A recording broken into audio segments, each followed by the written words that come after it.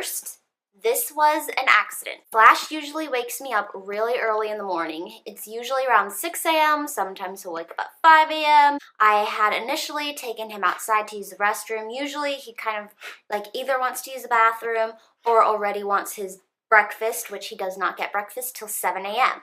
So we went out, he peed, came back to bed. Later, he woke up and was bothering me again, and I was trying to sleep and I was very tired, and so I decided I'm just gonna put you down on the floor. All of a sudden, I can kind of hear him walking around the carpet. When he's like this, I feel like he kind of stomps on the carpet to get my attention. All of a sudden, I hear this like metal, like ding. I wake up instantly like a vampire, I go and I'm like, what happened? And I don't have my glasses on, I can't really see with them off, and then I just look to my left and I see this butt in the air.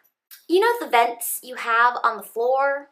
Well, since it started to get hot and summery, I wanted more air. I had the fan going, I had it to like probably 70 or 69 degrees already, and I thought, you know what, I need more air to circulate, so I'm gonna take the vent off and place it to the side. It had already been like that for probably 2 days, but my dog is old and does not understand these things, and so he just walked right into the vent that was all open, and his body went halfway in there. I ran to him and I put my hands in there to try to get him out, and lo and behold, he was stuck. He was stuck in there. I started freaking out. I started crying. I started screaming, and I did not know what to do. I thought he was going to die. I thought I was going to have to call the fire department to try to bang out the vent to try to like pull him up, because what Flash was doing, he was going like this with his paws, which was making him go down even farther, which was not what we wanted to happen.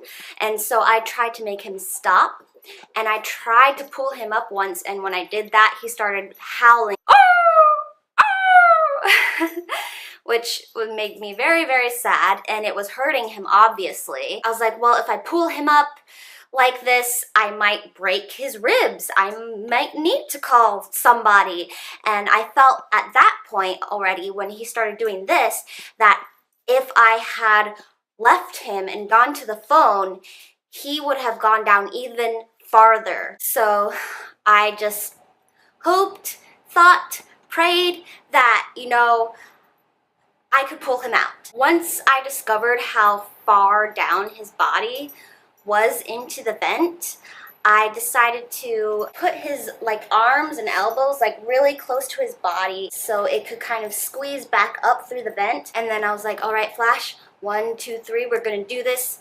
It's gonna be okay. And so I just like, I pulled him up once and he howled, and he actually bit me. The first time I had put my arms and hands down there, he was scared and angry and didn't know what to do, that he bit my hands. And then I pulled him up a second time and I got him out, and I was so happy. I was shaking, and he just like walked away like nothing even happened. Like I thought he was gonna hug me, or I mean, dogs can't hug, but like at least would have stayed beside me. Lesson learned, I am never going to pull off the top of the gate of the vent ever again, because, you know, if you have something small that's walking around, be it a dog or a gerbil or a baby, they are probably not going to realize that they are gonna fall in the vent. Later that day, I had bruises and scratches all up my arm.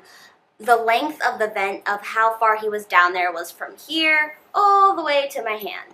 It was that far. I had bruises and scratches on both sides. I couldn't see any on him, but I thought if I'm feeling this way, he needs to take it easy today, because he must have some bruises or soreness that I can't see. I gave him lots of love and lots of treats for that hectic morning. Thank you for watching, and I hope you enjoyed this video, and if you've almost killed your pet or small thing ever, let me know in the comments down below.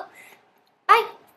You can always fit things in if you make time for them.